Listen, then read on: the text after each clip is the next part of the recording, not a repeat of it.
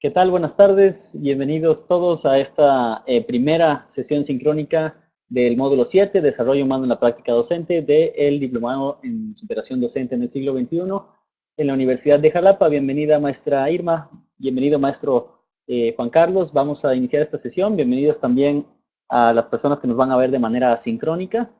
Y pues bueno, maestro Fuentes Purón, cuando usted guste, adelante.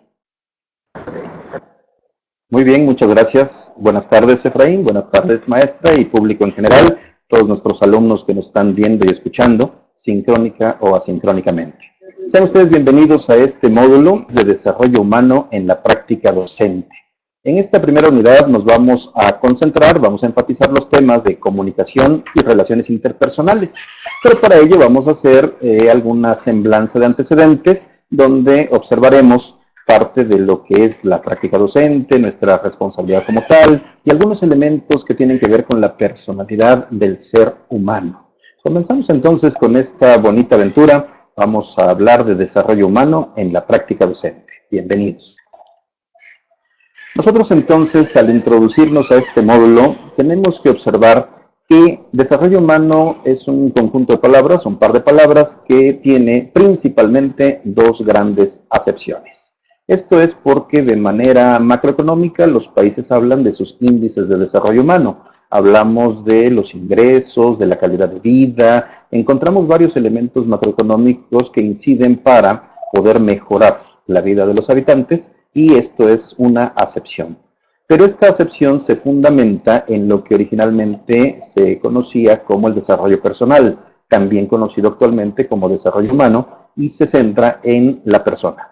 La persona humana es un concepto que aparentemente suena tautológico, pero que enfatiza estas características, estos valores y esta integridad como persona. En esto es donde nos vamos a centrar en este módulo y en estos cursos. Desarrollo humano, ampliando lo que es el desarrollo personal, y entonces encontraremos una sensibilización, recordar lo que hemos aprendido, lo que hemos practicado a lo largo de nuestra vida y a lo largo de nuestra carrera como docentes. En este tipo de módulos se aprende, pero sobre todo se recuerda, se enfatiza. Hay una sensibilización por elementos al actuar como persona, como familia y también como docente. Entonces nos concentraremos en esa acepción personal de desarrollo humano. Vamos a conocernos más, conocernos mejor a nosotros mismos, identificar cómo nos comunicamos, cómo nos relacionamos con los demás, de qué manera desarrollamos nuestra labor en grupo, ante el grupo y en grupo, y también cuál es nuestra forma de liderazgo, cómo podemos actuar para resolver problemas en el mundo en general, pero específicamente en un ambiente de tipo docente. Entonces encontramos, después de esta introducción, una frase que menciona: elevar la calidad educativa implica elevar la calidad humana. Esto es un círculo virtuoso. Si nosotros como seres humanos, como persona, nos desarrollamos e incrementamos nuestra calidad, nuestra manera de vivir, de sentir, de actuar, la calidad educativa en nuestro campo docente seguramente también se incrementará. Pero en el momento en que nosotros damos una mayor calidad en la educación, tanto en aula como en todos los procesos para la sociedad en general, estamos avanzando como grupo, como ciudadanos, como mundo, siendo ambiciosos, para elevar la calidad humana de nuestros alumnos. No solo la nuestra, también la de los alumnos. Y de manera sistémica, esto trasciende a sus familias y a las localidades donde ellos se integran. Si lo vemos a futuro, encontramos que esta calidad educativa también trasciende en la calidad de vida como adultos en su ámbito laboral. No importa si posteriormente nuestros alumnos culminan una carrera profesional, se dedican a un empleo práctico, a una carrera técnica, cualquier cosa que hagan, estarán siempre matizados por esa calidad educativa que nosotros les proporcionamos. ¿Por qué? Porque nosotros estamos desarrollándonos personalmente, aprendiendo cada día más y dando lo mejor de nosotros. Por ello, precisamente, les compartimos una lectura entre las previas, entre las 6 primeras lecturas previas a todo el curso, que mencionan algo que denominamos el método Purón. Y esto no es más que una forma de acróstico, una forma de enfatizar algunas cualidades, algunas acciones que es recomendable llevar a la práctica en la vida diaria y en nuestra labor educativa. Por ejemplo, Iniciamos con pasión. Pasión en la forma positiva de emplearnos de lleno en una actividad, de concentrarnos a profundidad, de meterle muchas ganas a todo lo que hacemos. Por ejemplo, al observar y escuchar esta plática y todas las demás que han estado teniendo a lo largo de su diplomado.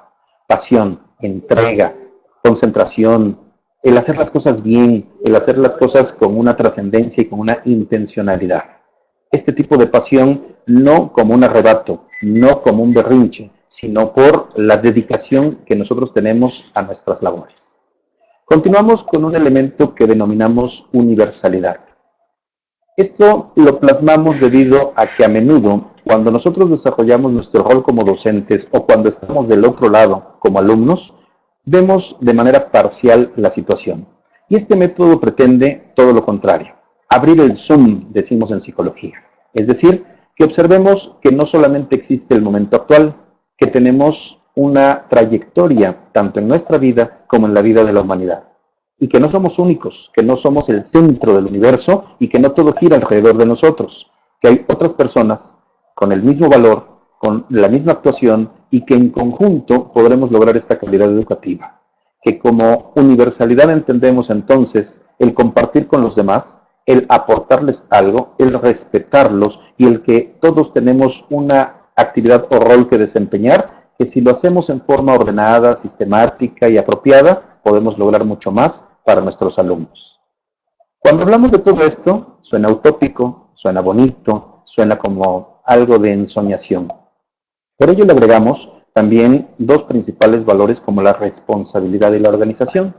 Esto es, con los pies en la tierra, el poder establecer que nuestra labor implica una disciplina, una actuación, ciertas normas de acuerdo a la institución a la que pertenecemos, de acuerdo al sistema educativo, probablemente conforme al sindicato en el que nos encontramos. Y esto es en todo el mundo, pero nos interesa más en nuestro país a partir de todas estas reformas y en concreto ustedes que están cursando este diplomado para la superación docente.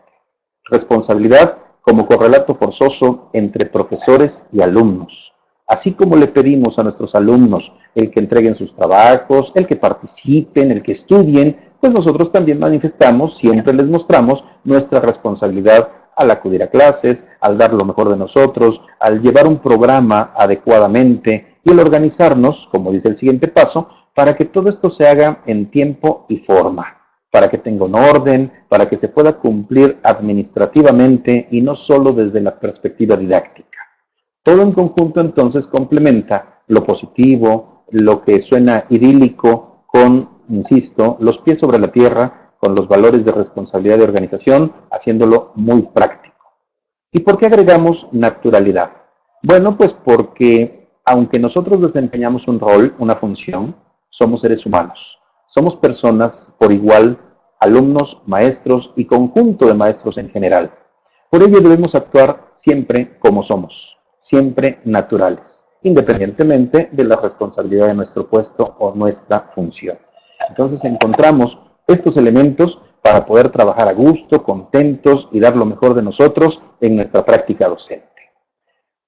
Continuamos entonces y observamos en las lecturas que tienen ustedes introductorias que esta práctica docente ha ido cambiando con los avances de la humanidad, con el cambio de los tiempos, y bueno, nos acordamos cuando había ciertos roles sociales como el del médico, el sacerdote o el de cualquier dirigente religioso, no importando a qué religión se refiriera, el del profesor mismo y otras funciones que la sociedad misma respetaba, encumbraba, y que nosotros nos empoderábamos con ello, nos sentíamos felices y actuábamos bien. En la actualidad esto ha cambiado. Hay mucha población, existen muchas personas con el mismo tipo de rol, habemos muchos maestros, hay muchas profesiones, mucha gente, y entonces se ha ido difuminando en gran parte. Hay cambios, hay crisis, sí, ¿por qué no? También hay crisis, pero de nosotros depende, al seguir preparándonos como ahora, generar todas estas posibilidades de adaptación a estos cambios.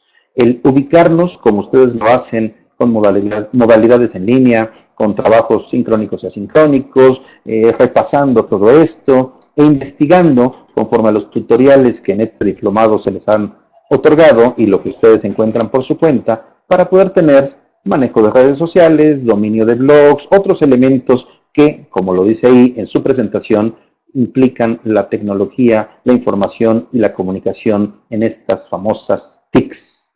Nos estamos preparando para poder dar nuestra mejor función, nuestro mejor desempeño, pero ahora también con este tipo de plataformas. Entonces es una doble responsabilidad, compañeros maestros, el que continuemos con la didáctica, el que continuemos con la práctica docente, pero además que aprendamos y utilicemos este tipo de plataformas. Qué bueno que ustedes son pioneros en este tipo de diplomados aquí en la Universidad de Jalapa.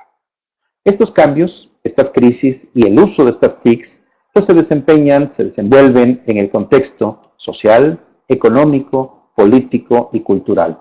Somos agentes transformadores. Nosotros como docentes estamos formando a la gente del mañana. Estamos cambiando nuestra sociedad. Estamos induciendo cambios que nosotros mismos queremos y otros que de manera inconsciente estamos propiciando, perteneciendo a una era, a un movimiento y a un grupo de profesores o escuela.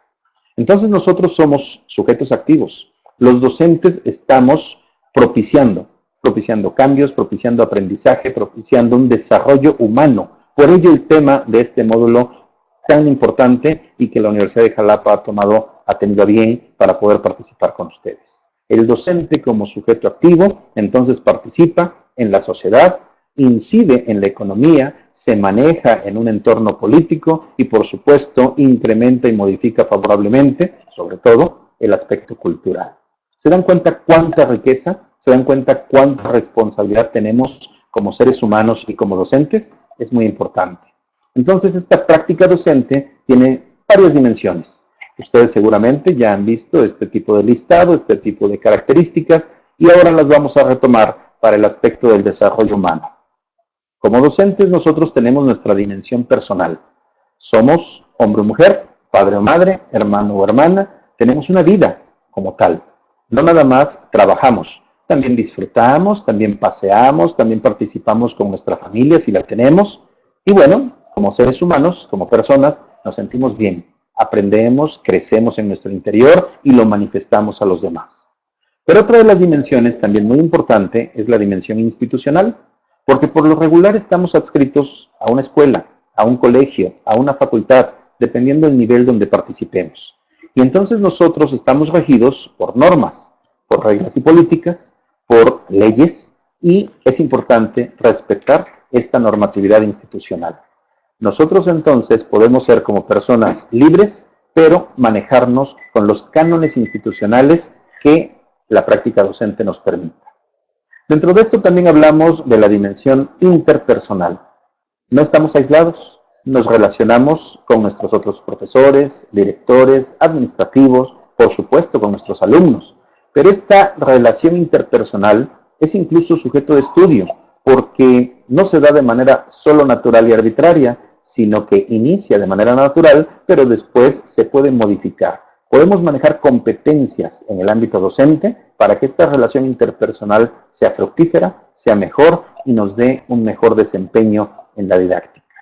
Entonces tenemos ya la dimensión interpersonal en donde los demás nos ven de una forma, nosotros vemos a los otros de esa misma manera y encontramos entonces el intercambio en los rasgos de personalidad, actitudes, conductas, emociones y aspectos mentales. Importantísimo entonces una comunicación asertiva, una comunicación empática para poder relacionarnos bien y que todo este proceso de comunicación y relación ayude a nuestros alumnos. Trasciende entonces, incluso en los límites, las fronteras de la escuela, a la dimensión social. Cuando nosotros abrimos las puertas del colegio, cuando nosotros participamos con la comunidad, primero con los padres, luego con la sociedad en general, estamos dentro de esta dimensión social. De manera inmediata en las relaciones con los que nos rodean, pero de manera futura en la manera en que trasciende nuestra labor y ¿a poco no nos da gusto? ¿A poco no es hermoso cuando vemos años después que algunos de nuestros ex alumnos ahora se encuentran desempeñándose en la vida cotidiana de una manera hermosa, digna, loable, no necesariamente por éxito profesional o por éxito económico, sino porque han ido introduciendo a su vida valores, conocimientos y otro tipo de situaciones favorables que les permiten desempeñarse bien. Es hermoso, ¿verdad? Es parte de esta dimensión social que, como decimos vulgarmente, nos pone la piel de gallina porque nos damos cuenta de la trascendencia de nuestra labor. Claro, no podemos dejar de lado la dimensión didáctica, los métodos que utilizamos, los conocimientos que tenemos, los libros que empleamos, todo lo que va alrededor de la didáctica para que dentro y fuera del grupo, en clase y como tareas para casa, podamos hacer llegar este tipo de manifestaciones y procurar mejorar el proceso enseñanza-aprendizaje, donde decíamos, somos actores, somos dinámicos, proponemos y generamos cambios. Pero no podemos dejar, no podemos olvidar una que si bien está al final de estas dimensiones, de esta lista, no por ello es menos importante. El aspecto axiológico, los valores. Los valores que inculcamos no solo en el discurso, sino de manera congruente al actuar. Cuando les decimos lo que es recomendable hacer y nosotros también lo hacemos. Los adolescentes, los niños, nuestros alumnos en general nos observan. Aprenden de nosotros por observación y por imitación. Entonces no basta con decirles, debes aprender esta lección, tienes que hacer esto, porque sería una forma de enunciar nuestro lenguaje, probablemente esté impositivo, pero si no lo hacemos, si nosotros no cumplimos, entonces ellos se sentirán en una situación de desprotección, de minusvalía, y esto no será positivo para su aprendizaje. Entonces, valores humanos que día a día se observan en la práctica docente. Una dimensión importantísima que envuelve a las otras dimensiones. Y es necesario resaltar con este tipo de grupos, con este tipo de conocimientos en el módulo número 7 de desarrollo humano. Bien, si nosotros observamos las lecturas previas a las unidades, encontramos que una de ellas nos habla de la personalidad. Y pues es indispensable conocer la personalidad y por ahí, como un tip, también es parte de una primera tarea. Entonces, pongamos atención a estos conceptos de personalidad. En una forma simplista completamente, hay autores que mencionan que la personalidad es la suma de nuestro temperamento y nuestro carácter. Si ustedes consultan distintos textos o autores, algunas teorías diferentes, pues algunos autores comentarán que le agregamos el aspecto físico, que le agregamos el entorno, el contexto, van a encontrar muchos agregados, pero la esencia es temperamento y carácter. Esta personalidad la identifican algunos textos como un patrón único, es mío, es único, de pensamientos, sentimientos y conductas. Pero todo esto, estos tres grandes elementos, vienen matizados, vienen determinados por lo que nos heredaron nuestros padres, abuelos y todo nuestro árbol genealógico. Cuando llegamos al mundo, el ambiente nos moldea. El ambiente nos cambia en parte todo eso que heredamos. Y la conjunción de la herencia y el ambiente va a determinar cómo somos, cómo es nuestra personalidad, que aproximadamente alrededor de los 18 años, nada determinado, solo aproximado, tenemos ya rasgos relativamente estables, que son duraderos, y que nos van a diferenciar a unos de otros. Nos van a permitir, cuando analizamos la conducta, cuando analizamos la personalidad de nuestros alumnos, prever cómo se van a comportar según distintas situaciones. No es una bola de cristal, no es una varita mágica, pero nos da elementos teóricos científicos para poder ver cómo se comportan, por qué lo hacen y a futuro cómo lo harán en términos muy, muy generales. Entonces la personalidad, tanto de nuestros alumnos como nuestra, pues tiene tres grandes aspectos. La singularidad, la estabilidad y la consistencia. ¿Por qué la singularidad? Porque decíamos que es un patrón único. Somos singulares. Cada uno de nuestros alumnos es único. Aunque tenga un hermanito gemelo, aunque tenga otros hermanos dentro del colegio, aunque tenga más familia que participe de manera semejante, cada alumno es único, irrepetible. Y se comportará entonces de manera muy específica. Nosotros también, obviamente. En cuanto a estabilidad, nos referimos a que nuestra personalidad nos da la posibilidad de comportarnos a lo largo del tiempo de manera semejante. Es decir, hoy nuestros alumnos se comportan muy parecido, cada uno de ellos, a como lo harán mañana, como lo harán la siguiente semana e incluso el próximo ciclo escolar. Claro, tenemos que identificar que si son niños, van madurando, van creciendo y por lo tanto van cambiando. pero hay una tendencia, hay un patrón, perdón, de estabilidad que nos va a permitir analizar su comportamiento. Y luego tenemos la consistencia, es decir, no solamente en el tiempo, sino según las diferentes situaciones que se presentan dentro y fuera del aula. Nuestros alumnos tienden a repetir patrones de comportamiento, tienden a ser de una manera muy parecida en casa, en la escuela, con los amigos, con la pareja cuando ya la tienen, según la edad, aunque claro, el rol y la ubicación, los contextos van a generar cambios, pero de manera muy general hay consistencia. Entonces, estos tres grandes aspectos nos permiten identificar a cada uno de los alumnos de nuestro grupo, cómo se comportan, por qué lo hacen y cómo podrán comportarse después. Cuando nosotros aprendemos de las teorías de la personalidad, aprendemos estos elementos de psicología para el desarrollo humano, podemos ser mejores docentes, podemos intervenir y podemos aportar ideas nuestras fundamentadas en este marco teórico para poder hacer de cada clase un mejor momento y para poder ayudar a cada uno de estos niños o jóvenes a conocerse mejor, a disciplinar, a organizar, a meter pasión a su vida, a conseguir esa naturalidad de la que hablábamos y la universalización. Todo esto lo lograremos entonces interviniendo si observamos y escuchamos empáticamente. Si vemos por qué lo hacen y no solo los criticamos o los juzgamos, si no los etiquetamos, si los entendemos. Y esto sabemos que es muy difícil. En la vida cotidiana, con tantos alumnos dentro del aula, con tantas experiencias educativas, con tantas exigencias y con mi vida personal como docente, con mis propios conflictos internos y sociales, ¿por qué no? Pues esto se vuelve una labor maratónica, una labor titánica, pero no imposible. Por ello nos desarrollamos, por eso nos capacitamos y por eso estamos compartiendo este momento y este espacio. Sí es posible, aunque sea poco a poco. Para ello entonces diseñamos dos actividades. Tenemos materiales, tenemos lecturas básicas y lecturas complementarias y todo lo que conforma la metodología de este diplomado. En este módulo 7 de Desarrollo Humano, en esta primera sesión o unidad, encontramos la actividad 1 dirigida a la comunicación y la actividad 2 que tiene que ver con las relaciones interpersonales vinculado, obvio, a la comunicación. Analicemos cada una de estas dos actividades entonces poco a poco. Veamos, ¿qué es la comunicación? Comunicación es poner en común.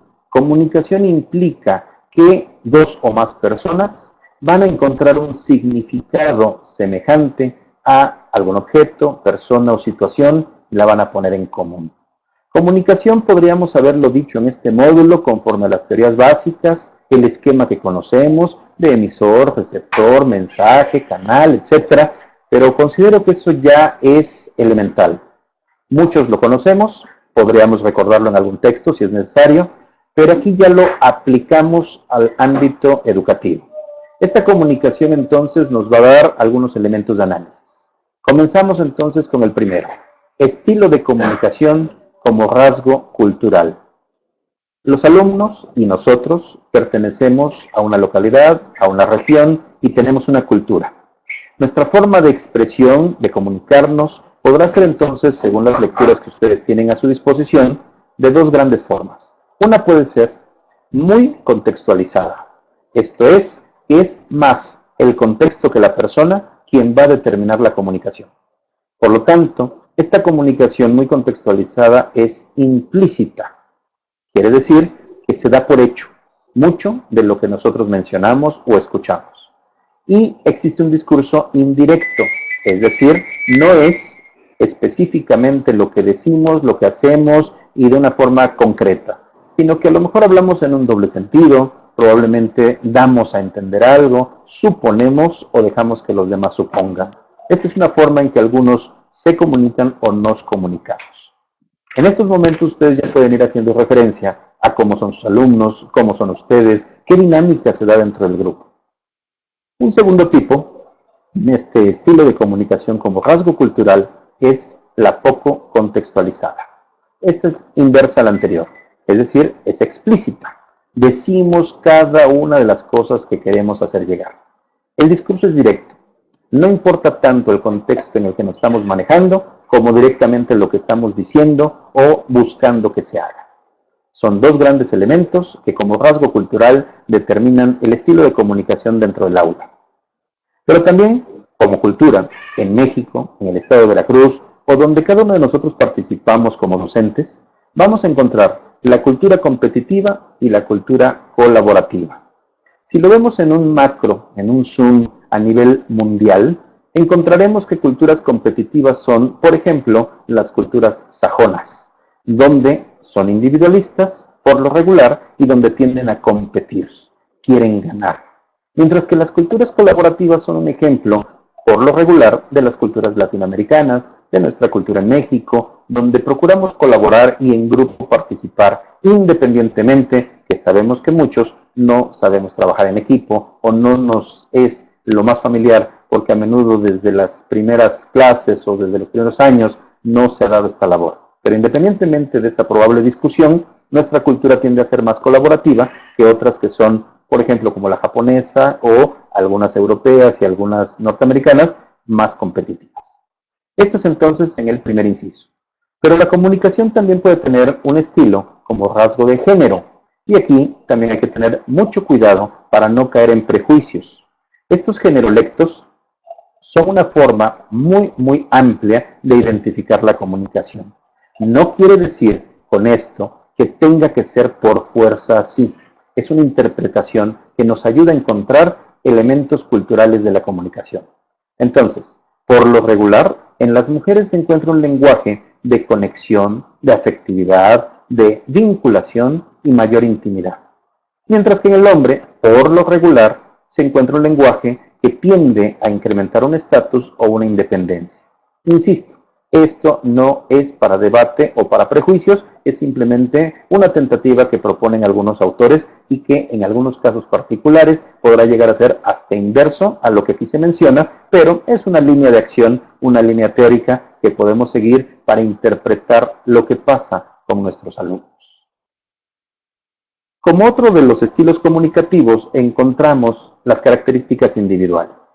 Ya habíamos hablado de personalidad, esa cuestión única que nos hace indivisibles, personales, y que bueno, implica un contenido y también un componente de estilo al momento de comunicarnos.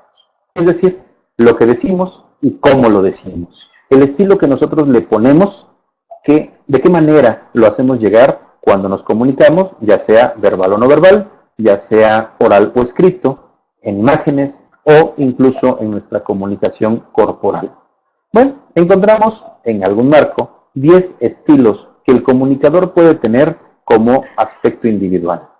Como persona, yo puedo tener un lenguaje de tipo dominante, es decir, que se impone, que es el que lleva la voz cantante o mandante y que probablemente mis alumnos se sientan algo cohibidos con ese tipo de estilo. Puede ser que tenga una forma dramática de expresión, que incluso algunos llegan hasta el chantaje, lo cual no es recomendable, pero puede ser parte de su estilo. En una dramatización donde encontramos que profesores y deportistas somos primos hermanos de los artistas, dramatizamos en gran parte nuestros contenidos porque de esa forma impactamos y puede llegar a ser más trascendente, relevante o significativo el conocimiento. Pero probablemente un comunicador pueda meterle polémica a su estilo, pueda ser de confrontación, de polémica, que le guste generar esta inquietud entre sus alumnos o entre el grupo y él o ella. Bueno, es parte del estilo. En el inciso D encontramos un estilo de comunicador animado. Y esto es muy padre, es muy bonito en cuanto que tengamos el entusiasmo y el ánimo de participar día a día en un nuevo momento. Es decir, no caer en la monotonía, en la rutina, en el que pues ya ni modo, para esto me contrato, por esto me pagan, sino con ese ánimo y entusiasmo por la trascendencia de nuestra labor, porque sabemos que estamos con seres humanos y que podemos hacer un mundo mejor. A menudo nos quejamos, decimos, el gobierno no hace esto, el gobierno me impide aquello, los malos hacen más difícil el mundo, aquellas personas, vecinos, amigos, no cumplen con lo que tienen que hacer, pero lo importante es ver hacia nosotros mismos. Yo como persona, ¿qué ánimo tengo? ¿De qué manera me relaciono con los demás? Y cambio mi entorno para favorecer este elemento social. El comunicador también puede tener un estilo penetrante, donde, muy pensado su lenguaje, puede llegar al fondo de los asuntos y querer ir en esa médula a la esencia del conocimiento. Pero ojalá no descuide los rasgos accesorios para hacerlo animado, entusiasta y a lo mejor hasta un poco dramático. En este estilo de comunicación de tipo activo encontramos también el abierto, el que se expresa, el que habla mucho, el que abre su vida a los demás y el que da, ¿por qué no?, experiencias personales como parte de la enseñanza. En otro grupo de estilos de comunicación encontramos el relajado, aquel que, como decimos comúnmente, ni la vida le corre, pero que de una manera tranquila, relajada, puede participar en su estilo docente y también hacer llegar este tipo de procesos a los alumnos, participar en la enseñanza-aprendizaje y lograr las metas muy bien. Es decir, no tenemos que estar estresados o angustiados para poder enseñar bien y tampoco todos tenemos que estar relajados porque probablemente a algunos la sangre nos circula con mayor énfasis, con mayor fortaleza y decimos que somos más entusiastas. Cada quien de acuerdo a su personalidad. Otro estilo es el atento, el que es más concentrado, más meticuloso, más detallista, y otro, el amigable. Es decir, algunos maestros ven a sus alumnos, sobre todo más grandecitos, casi como unos amigos. Sabemos que el rol como docente implica cierta distancia, implica ese empoderamiento de autoridad, un rol político incluso en algunos elementos sociales, pero ¿por qué no ser amigables? Amigables con nuestros compañeros de trabajo, directivos, subordinados, administrativos y sobre todo amigables con nuestros alumnos y padres de familia. Y bueno, un estilo más de comunicación según el aspecto individual puede ser el preciso, aquel que solamente dice lo indispensable, que solo expresa la idea básica, pero que de alguna forma también llega a los alumnos y estos enriquecen su experiencia de manera propia. Cada uno hace lo suyo. Como otro estilo de la comunicación del profesor, encontramos ya de lleno los aspectos de aula. Por ejemplo, ¿qué tipo de discurso llevamos a cabo cuando estamos con los jóvenes o los niños en nuestro salón? ¿Somos expositivos? ¿Hacemos una narración? ¿Argumentamos? O incluso en un método mayéutico estamos cuestionando continuamente para que el alumno descubra ese conocimiento que queremos poner en común. Por ello entonces, en esto encontramos dimensiones para la descripción, es decir, cómo es nuestra comunicación en aula, pues puede ser de acuerdo al grado de claridad de nuestras expresiones. Por ejemplo, si hablamos bajito, si hablamos muy rápido o muy lento, si nos comemos las palabras y no nos entienden, si no somos claros al momento de expresar nuestras ideas, pues esta comunicación no va a ser ideal. Ojalá cada uno de nosotros podamos recapacitar, sensibilizarnos más para reconocer cuál es nuestro estilo de comunicación. En la dimensión de claridad, cómo lo estamos haciendo ante nuestros alumnos. Otra dimensión es el grado de cercanía psicológica con los estudiantes. Sabemos que cuando el alumno se siente apoyado, aceptado, emotivamente dispuesto a participar en clase, el estudio será más gratificante, placentero, irá contento a la escuela y esto va a generar un mejor aprovechamiento. No queremos una calificación elevada únicamente, no queremos alumnos de puro 10, queremos personas, niños, adolescentes o adultos que aprendan por el deseo de desarrollarse personal, humanamente. Personas que conozcamos ciertos contenidos educativos, los asimilemos, los hagamos nuestros y los apliquemos a la vida real. Esta cercanía psicológica va a incrementar todos estos elementos. Otro es el grado de asertividad o control activo de los contenidos y de las acciones de la clase. ¿A qué llamamos asertividad, comunicación asertiva? Al decir lo que tenemos que decir en el momento adecuado y en una forma donde no seamos impositivos o hasta groseros, pero tampoco nos dejemos mangonear por el grupo. Una forma correcta en que lleguemos y se logre la actividad. Que el control sea activo, pero no impositivo. Y la última dimensión que aquí mencionamos bajo este contexto es el grado de receptividad frente a los intereses y necesidades de los estudiantes. Es decir, cómo los escucho, cómo los observo, cómo me pongo en su lugar en forma empática al recibir las necesidades que ellos tienen. No cómo me ha servido a mí el contenido educativo, no cómo es solamente mi estilo docente, sino cómo puedo llegar a ellos para que les sea útil, agradable y se sientan bien de acuerdo a sus intereses. Ejemplo, sabemos que no es lo mismo el área rural que el área urbana. Sabemos que no es lo mismo un tipo de escuela, por ejemplo, pública que privada, el grupo social al que pertenecen la mayor parte de nuestros alumnos o incluso la región del Estado o de la República Mexicana. Entonces, debemos ser muy atentos, estar atentos para identificar esto, recibirlo de parte de ellos y poder darles nuestro mejor papel. ¿Se dan cuenta cómo todo esto es desarrollo personal, desarrollo humano, dirigido a las competencias educativas? ¿Cómo podemos incrementar la calidad de la educación por estos elementos que conocemos, que sabemos, identificamos, pero que a veces dejamos de lado?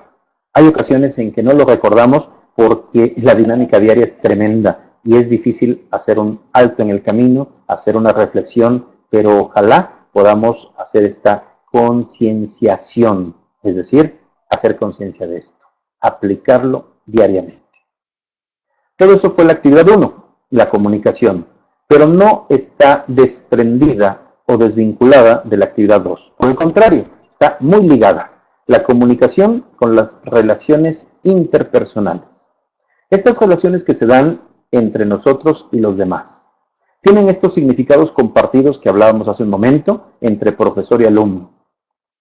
Existe un vínculo que implica afectos entre las personas que nos desenvolvemos y entran en juego, ya decíamos con la personalidad, sentimientos, motivaciones y expectativas, tanto del grupo como de nosotros.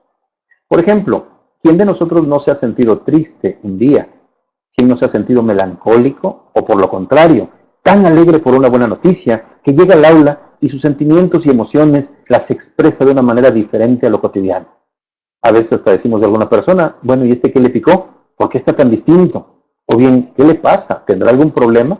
Bueno, pues todo esto se da y se manifiesta en la relación interpersonal. Lo sentimos, pero también lo manifestamos. Cada uno de nosotros tenemos inquietudes y motivaciones diferentes. ¿Qué nos mueve? ¿Qué nos dirige? ¿Qué enfatiza nuestros pasos para llegar a algún punto o una meta?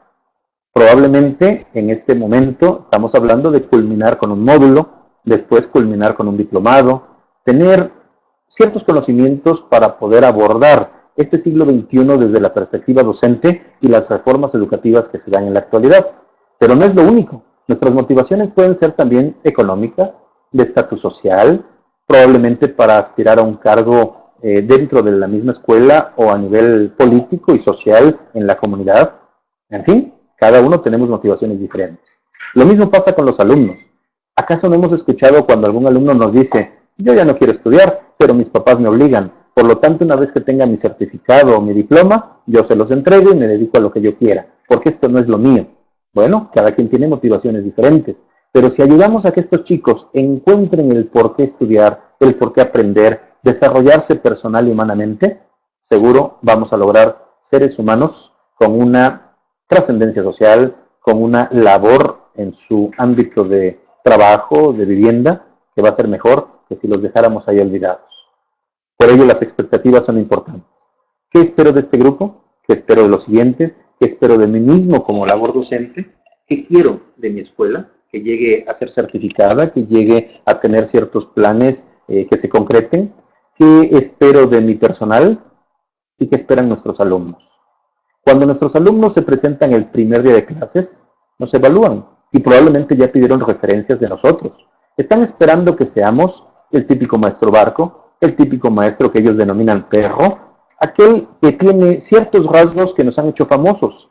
Entonces, para no estigmatizar, para no etiquetar y para no continuar con ese juego de expectativas fallidas, pues desarrollémonos mejor, aprendamos más, apliquemos todo esto que estamos platicando esta tarde y entonces podemos mejorar las expectativas y hacerlas en común, grupo y profesor o profesora, todos en conjunto para un mejor fin, para una meta concluida. Por ello, las experiencias emocionales intensas que se dan en aula son muy importantes, tanto las buenas como las malas, o llamémosle positivas y negativas. Por ejemplo, cuando dos alumnos se pelean dentro del salón de clases, cuando una chica está triste porque su relación de pareja terminó, cuando algún niño sufre, niño o niña, por la pérdida de un ser querido, y a veces por cuestiones que para nosotros parecieran ser mínimas, pero que para ellos son toda una vida. Por ejemplo, la mascota, cuando la tienen o cuando la pierden, cuando juegan con ellos, cuando vivieron un fin de semana agradable, hermoso, y llegan motivados y con emociones también intensas, cuando nos quieren participar de su vida y nosotros, ¿qué hacemos? A veces decimos, espérame, tenemos muchas actividades, mucho trabajo, ahorita no tengo tiempo. Y en otras ocasiones sí les escuchamos y recibimos su información con esas emociones tan intensas que nos traen niños y jóvenes, que en ocasiones se nos olvida que pasamos también por ahí. Y en otras son nuestras emociones, las buenas o malas, las que inciden en el grupo, en el proceso enseñanza-aprendizaje. Reflexionemos entonces. Nuestra educación emocional, que veremos en otra sesión, también influye para poder mejorar nuestro proceso, para mejorar como seres humanos.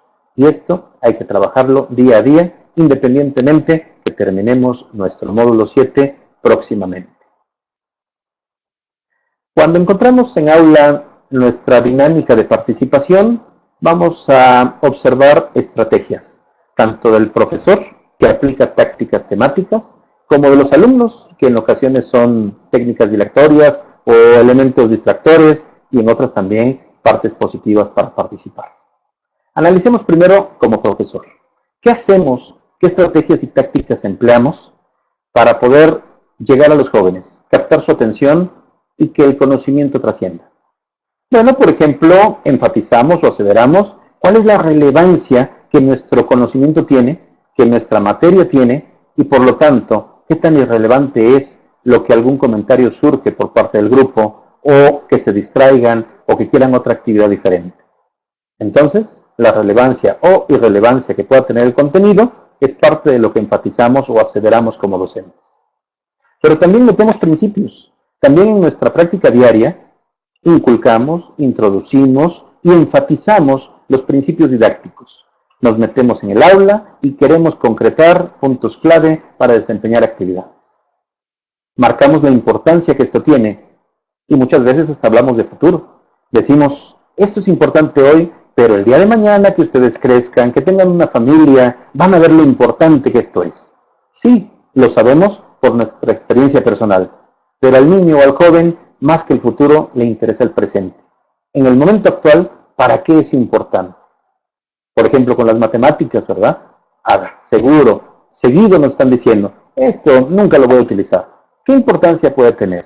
Y es nuestra labor hacerle ver a nuestros alumnos que sí es importante, no solo de manera inmediata y no solo para algo práctico, sino para nuestras capacidades intelectuales superiores y nuestra forma lógica de pensar. Por poner algún ejemplo. Crear misterios. Ah, caray.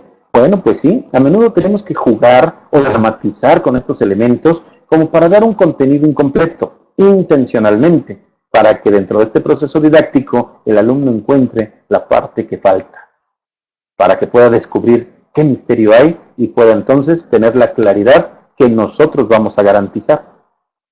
Otra es señalar información nueva y vieja.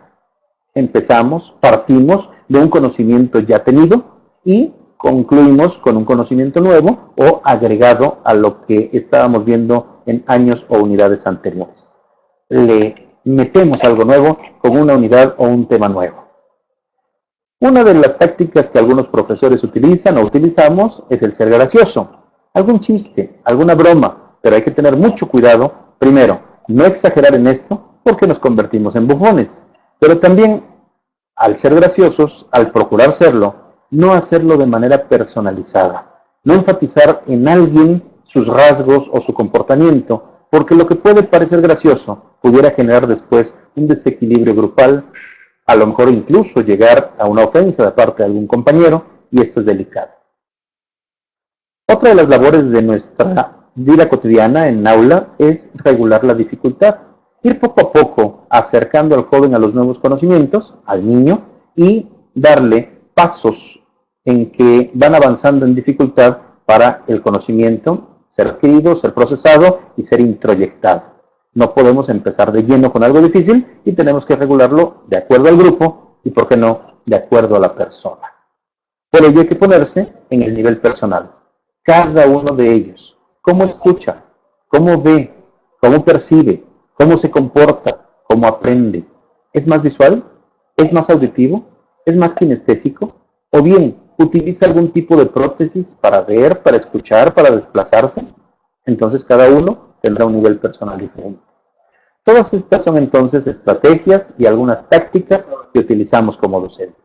Veamos, por último, para concluir con esta sesión, las de los alumnos. Las tácticas que a menudo escuchamos de los alumnos. Cuando damos una instrucción, cuando ponemos una actividad, ¿cómo reaccionan ellos? A veces responden a coro, es decir, se hacen los graciosos, quieren llamar la atención o quieren hacer ver que tienen mayor poder por ser grupo y que nosotros somos solo uno o una ante un numeroso conjunto de elementos. Entonces responden a coro, para bien o para mal, lo cual pues no es muy apropiado porque luego no sabemos a quién darle el puntaje de participación o porque genera un cierto desorden. Pero también pueden participar los alumnos con impugnación. Pueden decir, no maestro, no maestra, no es así como usted lo dice. No, fíjese que yo no estoy de acuerdo. Entonces, yo creo que el método apropiado es otro. O a mí me funcionaría mejor de esta otra manera. Y están respondiendo, confrontando continuamente algunos de ellos. Otros implican respuestas interrogativas, probablemente por la maña, por la táctica dilatoria de hacer más grande el tema, si les gusta o si quieren distraer, o bien incluso para que se vaya a la clase. Si ese tema les es más placentero, probablemente harán muchas preguntas con tal de aparentemente saber más, pero en realidad están queriendo utilizar el tiempo para que se acabe, irse al receso, irse al recreo o que termine la sesión de este día. Otra táctica que pueden utilizar es la solicitud de metadiscurso. Mayores explicaciones, abundar en los datos, conocer más al respecto. Pero bueno, todas estas tácticas no siempre son en contra. Hay alumnos que las utilizan muy bien porque aprenden, investigan y sobre todo ahora con estas plataformas de tipo electrónico, de tipo virtual, pues ellos consiguen más información. Por ejemplo, a nivel maestría, algunos sabrán que muchos alumnos llevan a su clase su laptop, su tablet o incluso sus smartphones conectados a internet y están cuestionando si lo que el profesor está diciendo es correcto o si hay otras alternativas. Entonces, en una época actual, moderna, como la que estamos viviendo, necesitamos estar muy preparados tanto en lo didáctico como en estas TICs. Algunos alumnos imponen prioridades, es decir, en un pequeño subgrupo, algún líder del grupo propone que el tema a tratar sea otro o que el énfasis, que el contexto de ese tema sea por el cual él o ella nos lleve en su camino. Por eso nosotros debemos estar siempre seguros de nosotros mismos, tener un dominio de los conocimientos, de los contenidos y un buen manejo de grupo. Un buen elemento de comunicación y de relación interpersonal con nuestros alumnos, para que estas tácticas que estamos observando aquí se utilicen de manera positiva. Una más es el pedido de aclaración. Es decir, ¿por qué dice usted esto? Acláremelo, deme más ejemplos. Quisiera yo saber más al respecto. Es algo parecido a algunas de las anteriores, pero quieren los alumnos que se les aclare con mayor detalle. Por eso tenemos que estar preparados y no tener un solo ejemplo, sino conocer muchos. Imposición de normas. Pues esto es curioso porque hay grupos que se quieren imponer a los docentes, porque hay personas que quieren poner las normas de su liderazgo, porque hay quienes nos llevan a su propio terreno porque se sienten más seguros. Bueno, pues siempre tenemos que observar que las normas primeras son las legales, las institucionales y las que nosotros como docentes hemos puesto explícita o implícitamente. Ojalá sean claras, ojalá sean explícitas, para que no haya mayor grado de confusión. En el cuestionamiento digresivo encontramos una táctica de los alumnos para, como se dice vulgarmente, salirse por la tangente, es decir, irse por otros temas porque el tema medular no les gusta o no lo conocen a fondo y comienzan a establecer puentes de un tema a otro hasta que nos llevan a lo que ellos quieren conocer o dominan y quieren explicar. Encontramos en esta lista, por último, más no de forma exhaustiva, un desentendimiento. aquel alumno o aquel grupo incluso que nos boicotea la clase, que se hace el desentendido, que mira por la ventana, que observa hacia el techo, que se distrae y, si se le permite, que está jugando con los dispositivos móviles o gadgets. Entonces, todo esto nos da una referencia en esta tarde, lo que hemos platicado, de cómo es la comunicación, cómo son las relaciones interpersonales a partir de nuestra propia personalidad, en nuestra labor docente, en la vida familiar y social, y de cada uno de nuestros alumnos, como persona y como grupo, y en la relación con nosotros como docentes. Todo esto sucede en cada clase, en cada grupo, en cada escuela y en todos los rincones del ámbito docente. Grosso modo, esta es la presentación que les tenemos preparada para abordar los dos primeros temas, la unidad número 1, de la cual entregarán sus productos próximamente y que, obvio, en la plataforma encuentran todos los detalles. En caso de tener alguna duda, algún comentario, por supuesto que estamos en la mayor disposición para poder resolver sus aspectos docentes de este tipo de módulo, y ahí en la plataforma tendremos interacción continua. Les agradecemos mucho su atención y con esto concluimos la exposición